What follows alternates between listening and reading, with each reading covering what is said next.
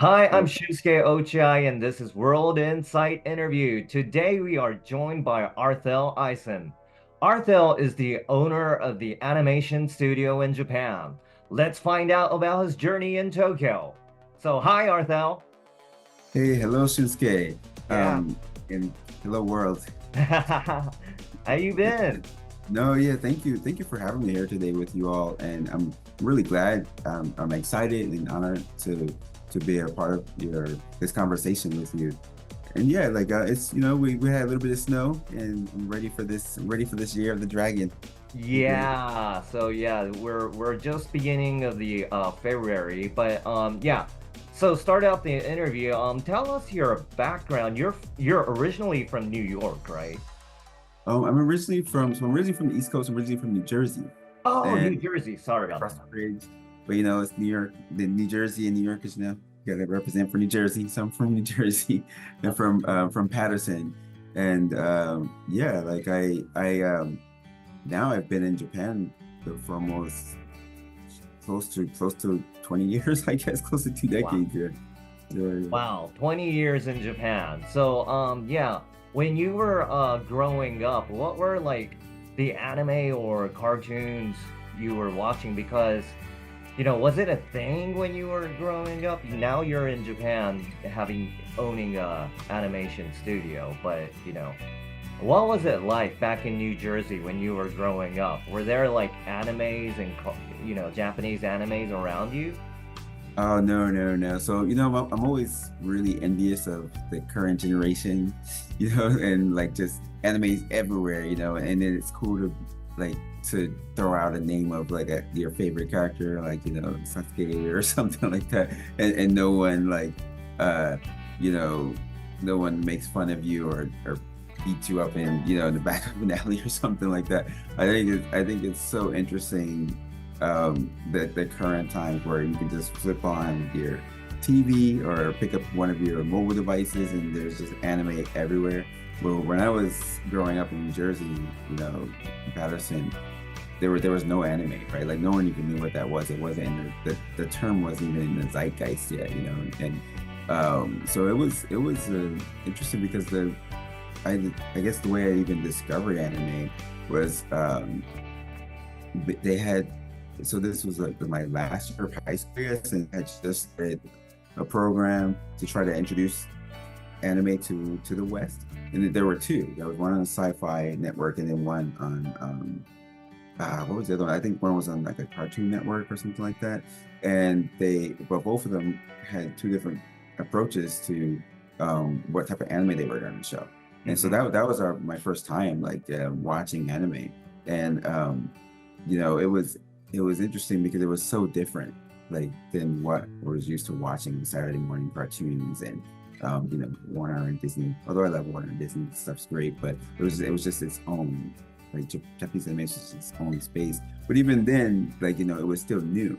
So when we go to school and like, hey man, did you watch Lensman or did you watch that 8 Men After? And people are like, what? Like, come on, man! Like, got time for cartoons? Like we gotta play like play sports or something else, right? So it was a challenge to get into anime. So at that time we had little that was my last year of high school. So I went to college the year after, and we formed like our little groups. Where we would. It was kind of like we were doing something where we would go out. "Oh, I got that Ghost in the Shell, man. I got that, like trying to trade anime under the table, right? And then we would all sit in our rooms and in the dorm rooms and just watch anime together. But then of course people were like, "Where are you guys watching anime?" But yeah, it was crazy times. It was fun. Yeah, so what were the titles? You mentioned Ghost in the Shell, but yeah, what were the titles? Like the first Yeah, the first titles that was shown, I think, was Lensman, 8 Men Lensman. After. Yeah, the Lensman. Yeah, that one. Wow. Like, yeah, I don't even know if anyone this current generation even knows Lensman, but it was Lensman. amazing. I think that was a movie too, and now I don't even remember what it was about. Actually, like it was so long ago that I watched it, and I only watched it that one time on TV. But Uh-huh. but I think it kind of followed along with all the others, like because it was 8 Men After Lensman, and there was one other one, and I can't remember what that was. But It was and then Lensman and Eight Men? yeah, eight man after, Eight yeah, Men After. yeah, eight Wow. man after, and 8 Men After he was, I guess he was like a strong, like Eight man, Men actually, After in like number eight. yeah, the number 8, like he had like this huge, at least if my memory serves me right, um, he had like this, he was wearing black and white, Uh-huh. and he had like this huge 8 on his shirt, I think.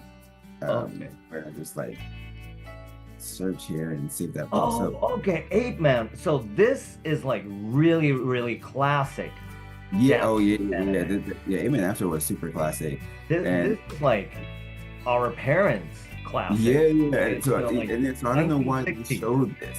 Yeah, because this was really old, and like so. But this was one of the first ones that that was shown during that time. Maybe just be. I mean, now we're in the production. We understand like getting rights and things like that. And so Hmm. I think perhaps that they just had access to it, and so this is Uh-huh. what they showed. But although when I was like at that time I was just like, oh man, like that looks pretty cool, and like Wow. it seemed fun. Um, I uh, remember MTV playing Speed Racer. yeah. So Yeah. Speed Racer, That's old school Japanese anime too. yeah. Like no, yeah, Speed Racer is crazy. But Speed Racer, similar to like Astro Boy, they actually had regular runs on TV though. Yeah. MTV had Yeah, for our parents' generation. I've actually never watched Astro Boy because I didn't even know that was a thing on television. oh But I guess like the more popular anime things like that, or not that Astro Boy is not popular, but or even like Speed Racer.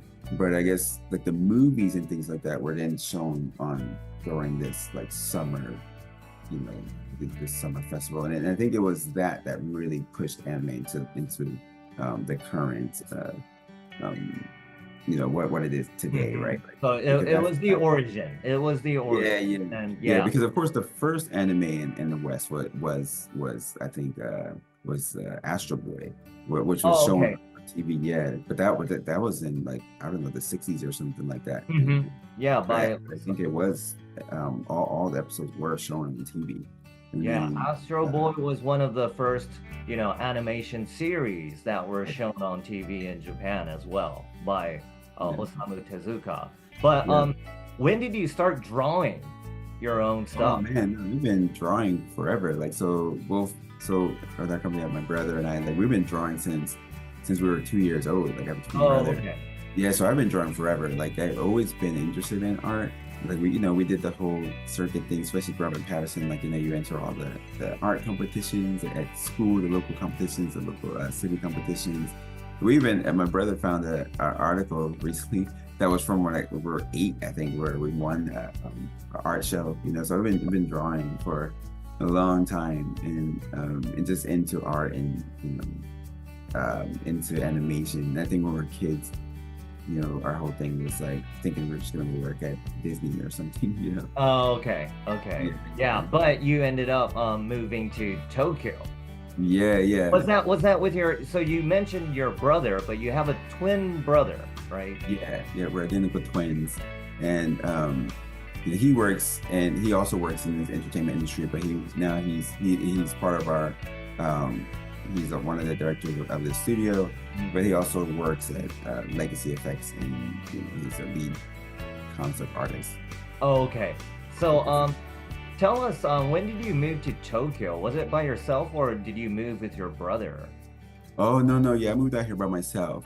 Okay. He didn't come out so much later, but yeah, I just like right after so we were living together in college, and right after I graduated, he moved to LA, and I just like it was crazy. Like we just sold everything, threw everything away in our house, and we're like, all right, I'm gonna move to Japan. And then I just got on the Okay. airplane and like flew out here. I didn't even have a plan. I knew I wanted to go to school here, Mm-hmm. and I wanted to work and figure out because yeah, I had watched Ghost in the Shell, so that was the thing that got me to come to Japan was I really wanted to work for the art director of Ghost in the Shell, and Mm-hmm. so I just moved here right like yeah, like right after I graduated, like literally the next day.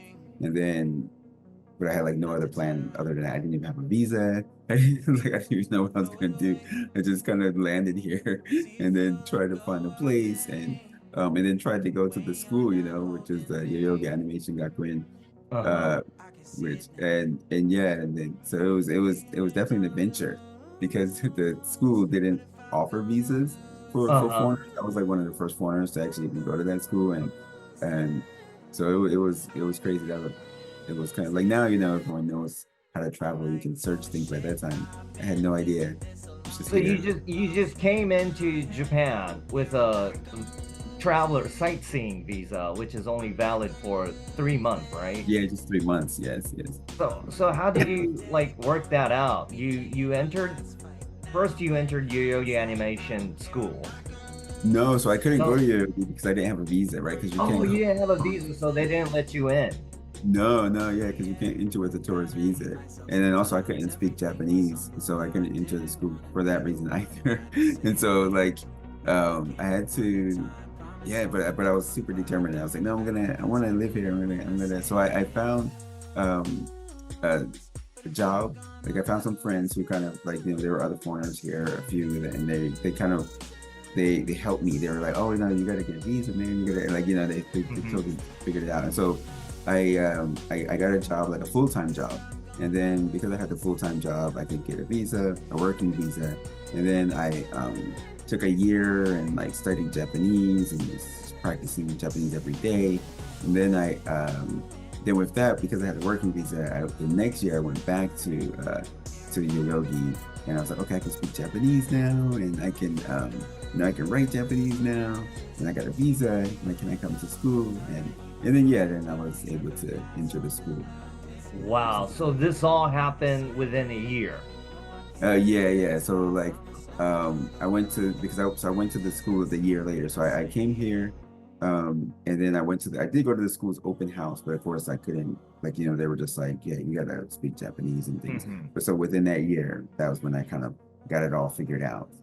Wow. So you were within a year you were able to communicate speaking wise, and then you were able to read and write. Yeah, like I wasn't like great at it, but I was able to at least understand a little bit of what the teachers were saying. I had to at that time I had to record everything that like all the classes had to record it, and it took me forever to do my homework because I had to, Japanese, like the dictionary is insane, because you have kanji is in the dictionary, but then the thing you're trying to figure out is in kanji, and so yeah, like it took me forever to do my homework. Um, Wow. I still sometimes struggle reading kanji as myself as well. So yeah, I could imagine how hard you worked. So the work you were offered, the first job, was it animation related or it was totally different? oh, you mean within that first year? Yeah. Oh no, no, yeah, nothing to do with animation. So my first job here, that I found was teaching English, and I always kind Oh. of people like that's the easiest way to come to Uh-huh. right if you can teach English, and so but which was really fulfilling though. I really like work. I really like teaching English. I had like these cute little kids, and yeah, that was pretty cool. So that was my first job, was Okay. teaching. So now you graduated Yoyogi Animation School after all that. How did you start your career as an animator? Were you able to land a job at the studio that made Ghost in the Shell? Yeah, actually, that was my first job. Like when so after graduating from New York Animation, well, while in the school, like you send out your portfolios, and that was a funny story because the teachers here, they ask you when you first start school, actually, on your first day, okay, everyone, like they have this, you make a journal, and then because then they try to help direct you and direct your kind of art career in the school, like for what type of stuff you should be learning and focusing on. And they ask you like, okay, where do you want to work? Like, what's your dream job? And I only had one. Like everyone else in class was like, they just listed probably every animation studio they knew. Like, oh, I work here, here, here, here. But I Mhm. was like, oh, I just want to work for Ogata San, like Ogata Kobo, Oh, And what was his name? Oh, so Hiromasa Ogata. So is Hiromasa Ogura. yeah, he's the art director of Ghost in the Shell and like Ninja Scroll and everything else great, you know. And but like yeah, so I was just like, yeah, this is where I want to work. And I remember my teacher saying, "Oh no, that's like one of the hardest animation studios to get into. They only hire like one person a year, so you should put some other names on this list." And I was like, no, this is where I want to work, you know, and this is the only place that I don't have any other you know names to or studios that I want to go to. And then yeah, like like 2 years later, once I graduated, that was the first job I went in for my interview for, and then yeah, and then they hired me too, which was pretty cool. Wow. Yeah, over the summers, and then even to this day, obviously we're still like great friends, and I always Mhm. meet over the sun. Just kind of it's like one of my mentors. So, how long did you stay with them? I stayed at Ogura Kubo for 5 years, a little over 5 years, so about 5.5, 6 years I stayed Oh, there, and so the then studio's yeah, name is Ogura Kobo. yeah. So Ogura-san was up until that point. Actually, so it was great. Like I guess up to that point, they had only mainly been working with production IG, really. And although he'd done art direction for a lot of other studios, but then started his own studio, which is just a background painting studio, which is Mhm. called Ogura Kobo. Okay. And yeah, what was it like, working in Japanese anime studio? The work environment is like very different from any other, industries I Yeah, heard. yeah, Yeah. it's totally different than any other industry, and it's totally different than the West, like in America. And but I think the one thing, so there's two things that probably helped me to stay, because I feel like in the other Westerner like point on, it's been like, especially at that time, the studios have like the industry has totally changed now, and how the working conditions in Japan has changed. Um, um, but it was crazy. It was crazy experience. It was fun and I loved it. And I do it if I had a chance to do it again. If I had like the option of do you want this or this, and I would do it again in a heartbeat. But I think the things that helped me to stay was that was actually my first experience working in Mhm. in the animation industry. So I didn't have anything else to compare it to. Like I had normal jobs in the West when I was in college in America, but that was my first time in the industry. So I just thought, okay, well, like yeah, I'm here. Like this is how it is. Like, and because yeah, I remember my first days there.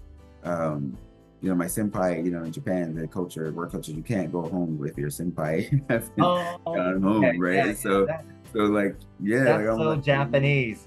Yeah, I'm doing my work, and then obviously I'm still a Shinji, a rookie worker, and so I wasn't good, right? And so I'm just kind of, but I'm like, okay, I'm finished, like I've been working for about 8 hours, and I just get up, but like no one else in the studio is moving, and everyone else is still just painting and painting, and then like, they look at you, and then it's getting, and I just like sat back down. And I was like, okay, I guess like no one's leaving, and I didn't even finish my work. And so I was like, how am I gonna leave? And I didn't even finish. And like they already like my senpai, they've painted like 5 paintings already, like I'm still in the first, like I'm still just training. So I wasn't working on any production yet. I was still just doing practice things. And so I was just like, okay, well, let me just sit here. And then yeah, and in the beginning it was a little bit okay. There was a little bit lenience because I was still only training. So I remember my senpai was like, okay, you've been here for about like 14 hours now. You worked hard enough, you can go home. But they're still there, it was like 14 hours, and then but then once the Crazy, crazy yeah, work hours, yeah, right? Yeah. it was So, crazy. and then you started your own studio, the Art Stagio. Yeah, what is the meaning behind the Art Stagio, and what are the works that you've been doing lately? Oh yeah. So after that, yep, we started the Stagio, and um, so they are Stagio. The meaning, so particularly the ending word, like so they are just we have like many meanings. It's like D in art, and so we like Mhm. to use the D means so many things like diversity and dramatic, but it also just simply means the art, right? Like Oh, they okay. art. Yeah. So the art. And then Stadio is a Japanese way of saying studio. So like Mhm. the art studio is like the simplest way. But we spell Stadio differently than even the Japanese spell Stadio. Because I used to work at the background art studio, where in background painting, the kanji would say Staji, which is the underpainting, or like the, and Oh, so okay. like, yeah, so this Staji, so I thought, oh, okay, so we use that kanji of Staji, which like for us means the foundation, like the underpainting. And then so we spell it Stagio.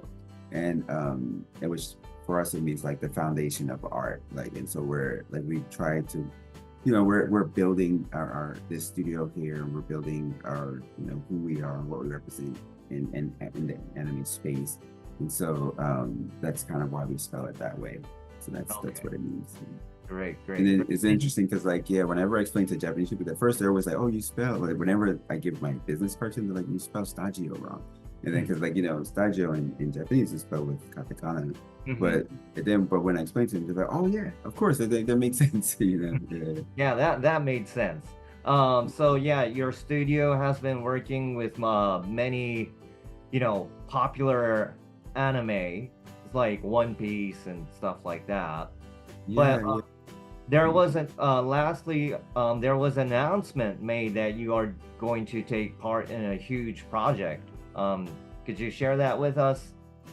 Yeah, like you said, we've worked on a ton of things, but now like one of our biggest productions that we're been blessed to work on is this feature film, which is it's gonna be the first of its kind because it's anime, and we have like these great production partners. The feature film is called Mfinda, and it's Finda. Mfinda, yeah, How do you spell that? Mfinda, and the it's a story about these two Congolese girls that circumstances and things like that happen. One of them gets transported back in the past, and she's just on this journey to discover to get back home while also discovering herself and helping to save this world that she kind of inadvertently messed up, in the past. And so it's this crazy fantasy story, like this African fantasy story or Congolese fantasy story, and but it's going to be done in Japan, the anime and within the anime style. So it's definitely going to be the first of its kind, and we're working with so the story and the production is by Enlight Studios, and then I'm directing this, and our production partner is Julie, and we're also working with M2 and Mariama-san from Appa. It's got Wow. some great people involved. So this will be released in U.S. It's going to be released worldwide, yeah, in the theater. So it's a theatrical. We're doing it for theatrical release. So yeah, I think to please everyone, watch it, support us. I know it's going to be in most of the countries that we can get it into. So yeah, Wow, should be great. So Infinda is in, Mfinda, Mfinda. yes. Okay, congratulations. Well, I'll be looking forward to watch that film.